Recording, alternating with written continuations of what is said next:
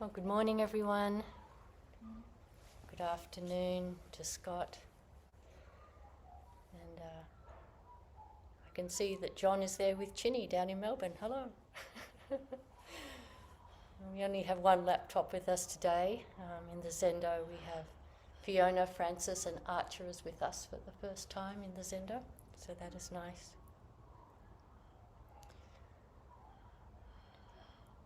Yesterday, I was in a little country town called Orbost, south of Goongerra, where we have our land. And it was about 8 o'clock in the morning, and I needed to leave Orbost by 9 to get to an annual general meeting of our members of our co-op.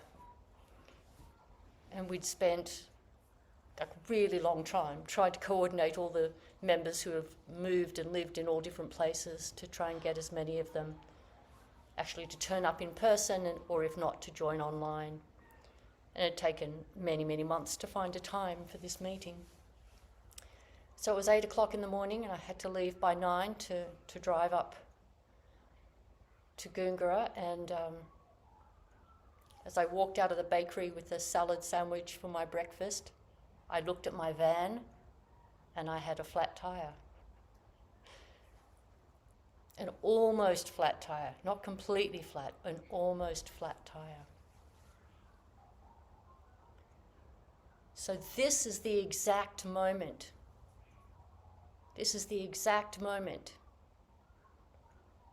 where we have the opportunity to see where we're at, to see what our mind does.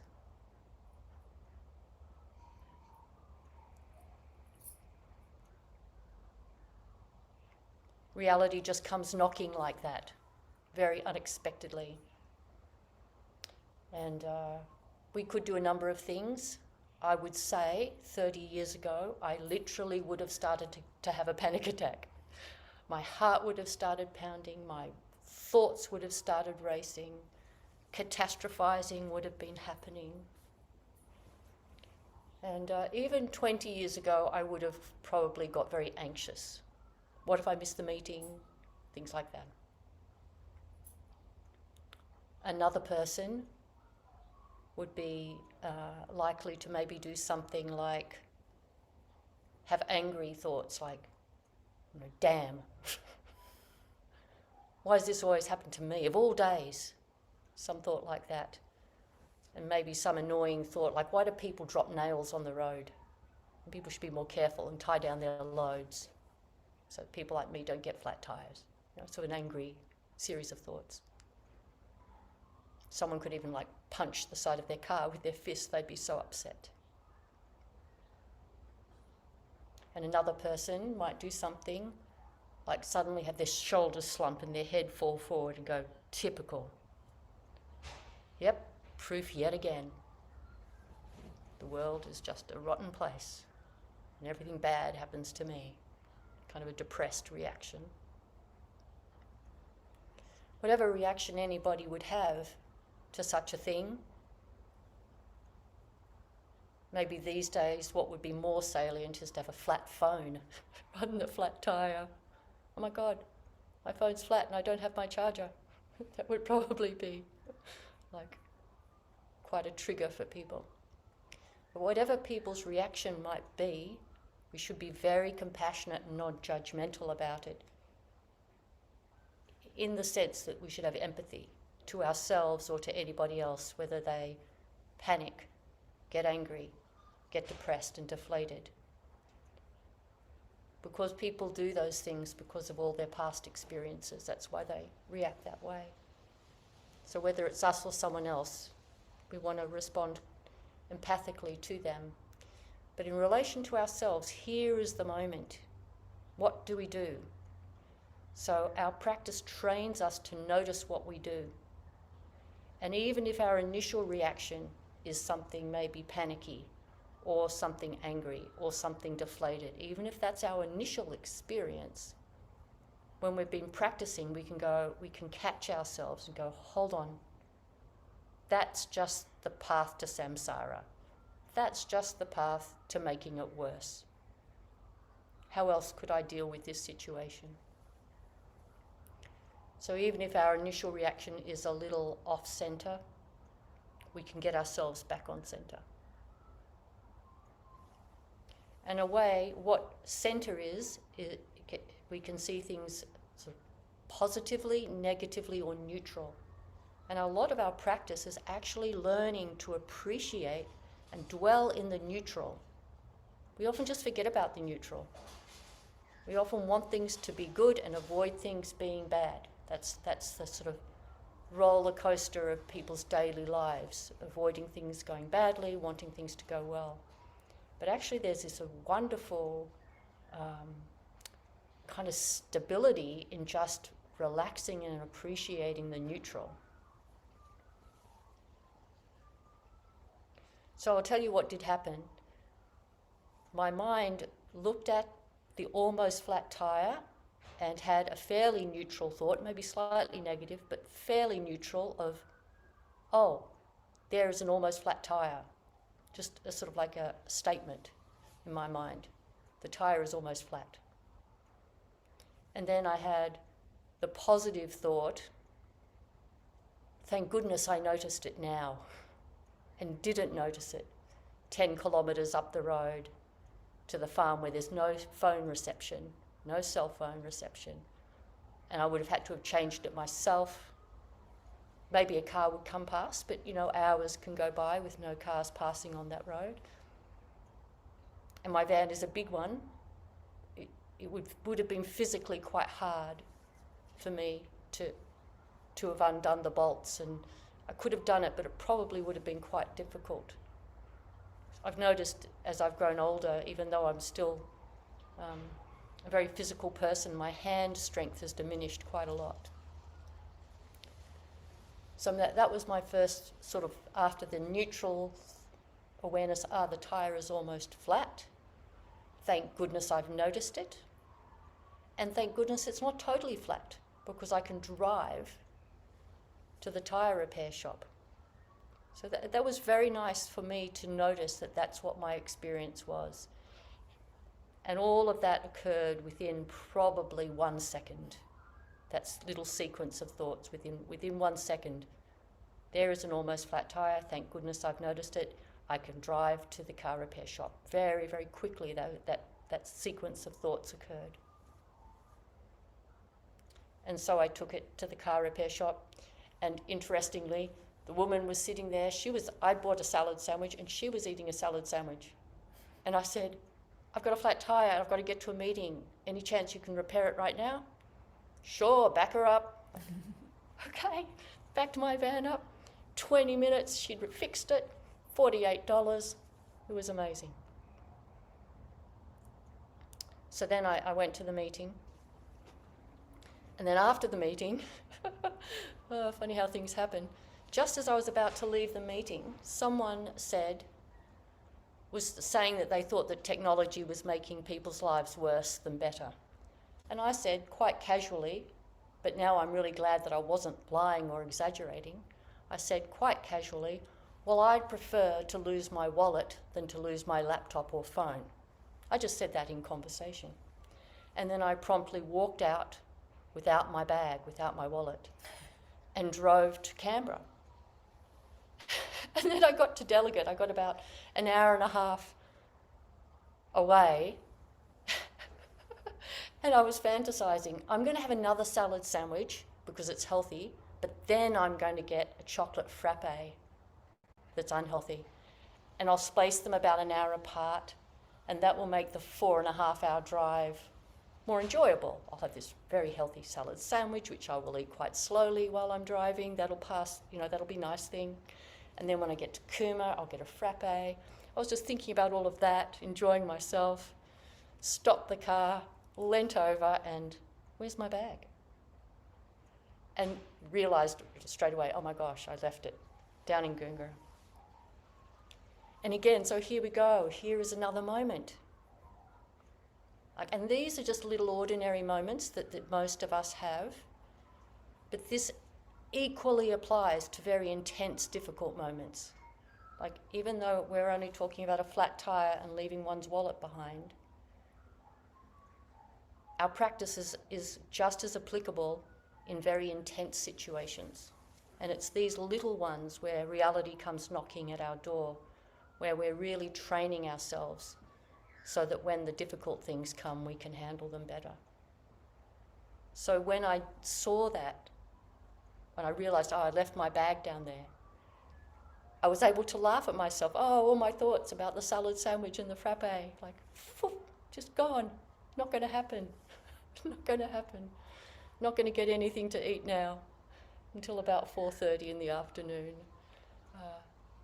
And also noticing, thank goodness, I put petrol in the car when I'd left Orbost in the first place. Otherwise, normally I actually wait until I get to this next town, and I would have had to have figured out something. The petrol station there, because otherwise I would have been completely stuck with not enough petrol to go back, not enough to go forward. But that didn't happen. So yeah, just was able to laugh at the human condition, about how we look forward to things and then we don't always get them, and being able to just be okay with that. So it's starting to kind of relax in a more neutral place where we just see things happen and we don't have to have a strong reaction to them. We can just observe them. And you can almost say enjoy them. In a certain way we can enjoy them. They certainly can teach us. These are like beautiful teaching moments when things go wrong. They're really great opportunities. However we respond, even if we don't respond very well, we can reflect later. Oh my God, I really made things worse for myself by the way I got so upset. We can look later, even if at the time we didn't do so well.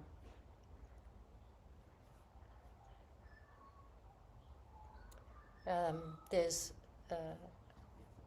a Zen teacher called Chu Chi, famous for holding up a finger when people would ask him a question. A little bit about the backstory of his life in China is early in his practice, he really just wanted to do zazen. He just wanted to meditate a lot. And so he was in a little hut and he would meditate a lot. Which is a wonderful thing, of course, to meditate a lot.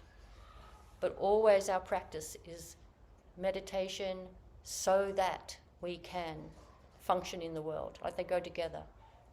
The equanimity and peace and bliss of zazen, and how do we respond to the real world when it comes knocking at our door. So he was spending lots of time meditating, and a nun, a travelling nun, had heard of him and she wanted to check him out, which was the tradition in those days for monks and nuns to check teachers out. And so she came into his hut, and her name was True World, which I think is really beautiful. The true world came knocking, true world came in, just like the flat tire. She came in, and the tradition is to circumambulate, to walk around the teacher 3 times, to take off your hat and respectfully walk around the teacher and bow. That is the form, the traditional form. But she didn't take off her hat. She walked around him 3 times without taking off her hat, and then stood in front of him and said, "If you can say something, I'll take off my hat." And he didn't know what to do. He couldn't respond to this situation. This was a situation in front of him, something out of the ordinary, out of the normal kind of formality. You could often think of doing something like that as just disrespectful, but in this case it wasn't disrespect. In this case, this was a checking out. This was the nun with a sharp Dharma eye checking out this teacher. And he didn't know what to say. And so she turned around and started to walk out and got to the door of the hut and opened it, about to leave. And he called out, "Please, don't leave, don't leave." And she turned to him and said, "If you can say something, I won't leave." And again, he couldn't think of anything to say. So these are these examples of moments. These are incredibly valuable moments that we have in our practice. And something happens out of the ordinary, and then what do we do? And do we notice what we do with our minds? It's what we do with our minds. The body follows, the words follow. So it's the mind. And often we don't even notice, like we can't step out and see these moments of the true world knocking at our door, because we just get caught in the content too quickly. Straight away we go into the story itself and the problem solving itself, or the self-concern. We go straight into it and we miss the moment where we can think, what will I do now? What is this teaching me? What is going on here?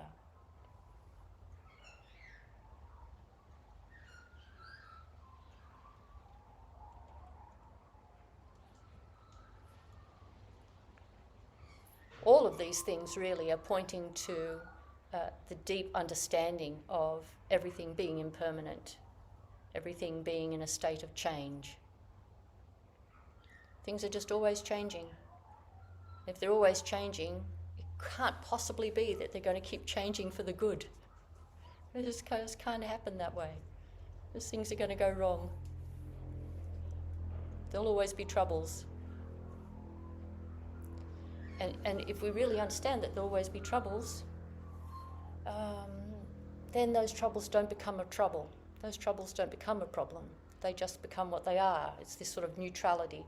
They just become what they are. The tire is flat.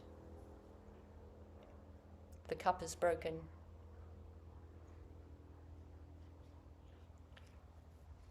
I told this story last week, but I'd like to tell it again because Archer's here and he might like this story. From the children's book, I had trouble in getting to Solar Salute. Do you know that book? It's a Dr. Seuss book. Do you know the book, I Had Trouble in Getting to Solar Salute by Dr. Seuss? Yeah. It's a young children's book. Yeah. So it's a good story. Because in the story, this little person is having some troubles. He's just kind of, I think of this little person as just getting old enough to actually really understand that troubles happen. Things start going wrong. Not majorly wrong, just a bit wrong. And he meets someone who says, I know a place where there's hardly any troubles at all. Like just a few, barely any. Do you want to come with me? And so he goes, yeah, all right, that sounds like a good idea. He had 3 or 4 troubles just annoying him at the time. I'll go with you. So off he goes with this man in his cart being pulled by a camel, and things just go wrong. So many troubles that they have along the way. The camel gets sick and things break and they get lost and it rains and just trouble after trouble after trouble. Camel driver doesn't help and the young little person's got to do everything. Really, really difficult. But they finally get to this place. And when they get there, there's just a tiny little trouble. And the tiny little trouble is that the door cannot be opened into the town of Solar Salute. There's no way of opening the door. There's a little creature in the door that slaps the key. You try to put the key in, it slaps it. And you can't kill those little creatures, it's bad luck. So you want to put the key in, but this little creature slaps the key. So they just can't get in.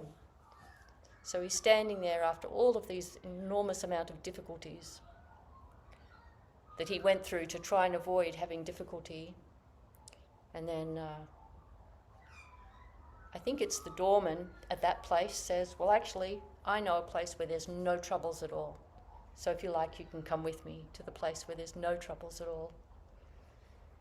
And he stands there, and this is the crux of the story, and this is our moment in our own life. What does he do in that moment? In that moment, you say, yes, I'm going to go down the path of trying to have nothing go wrong in my life. And that path will just lead to so many troubles if you try to go down that path. And luckily this little person pauses for a moment and says, you know what, I think I will actually just go back to my life and face the troubles that life has. But as I mentioned last week, the ending is really not very aligned with our Buddhist tradition, because he goes back to his ordinary life with a baseball bat.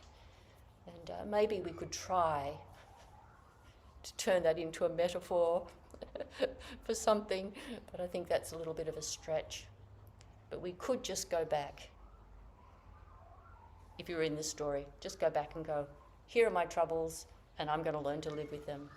And maybe the baseball bat can be a little bit like setting good boundaries, knowing how to care for oneself so that you can handle your troubles, something like that.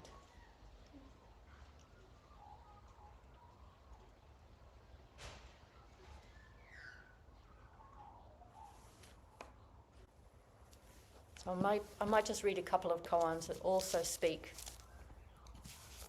to this sense of being at ease with the inevitability of difficulty. Like, just the total inevitability of it. It's not a problem. It's just not a problem. When we realize that there are problems, then it's not a problem. Let's see, page 37.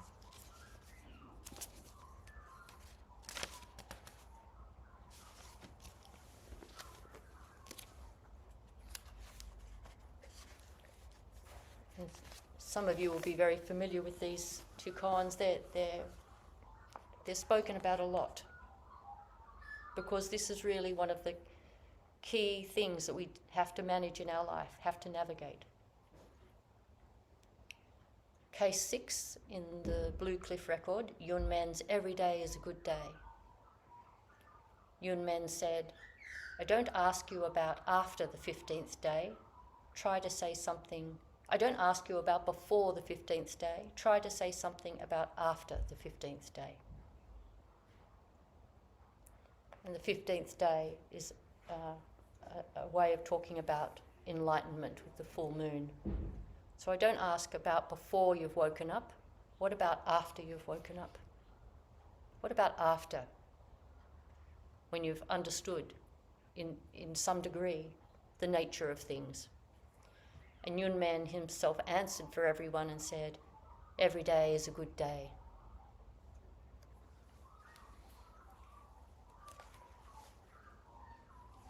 So in really every day, we can see every day as a good day, not in a sort of saccharine, superficial kind of way, but actually deeply, deeply so, that what our mind does with whatever arises, if we can be with whatever arises, be with it, which means see it in this kind of neutral way, see it for what it is.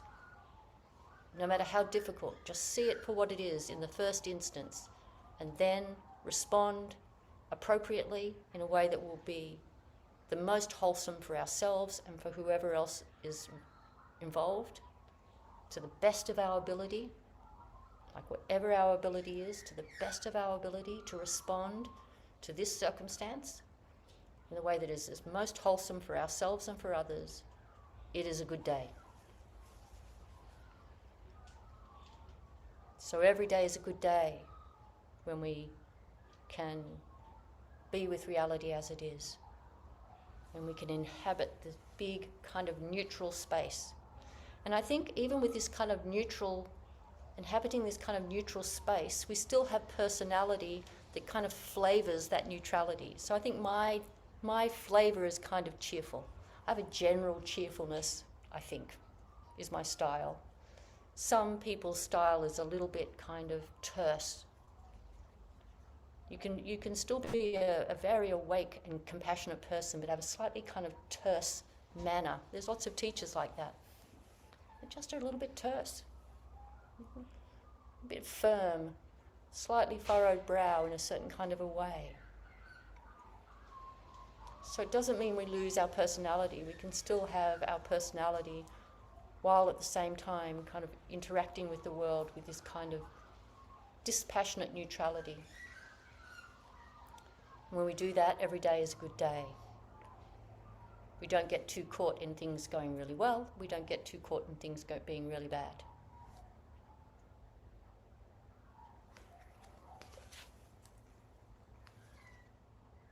So one other.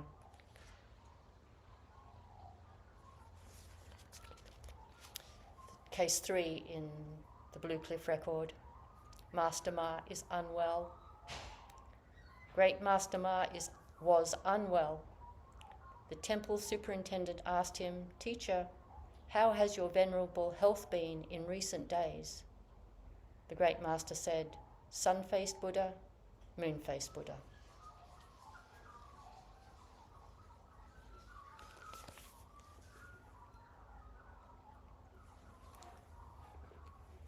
Whether things are going smoothly or whether things are going in a difficult way, we just respond fully to that moment.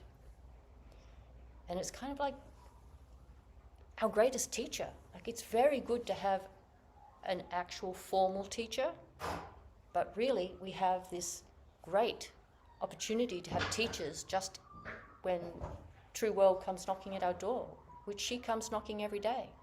I mean, there's so many opportunities every day. It's very sad that people miss the opportunities that are right in front of them to be being taught. To be being taught and to bring our own vitality to that teaching. The teaching comes and we're there together. We energetically together with the teacher, which can be the circumstance. We can energetically together train ourselves. So there's opportunities every day. So I encourage you to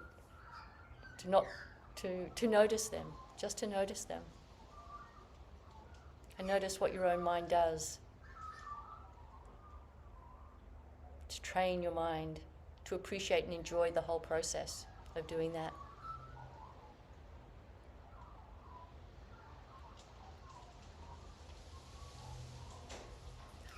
So it'd be nice to see if anyone has any questions or comments. Just turn the recording off.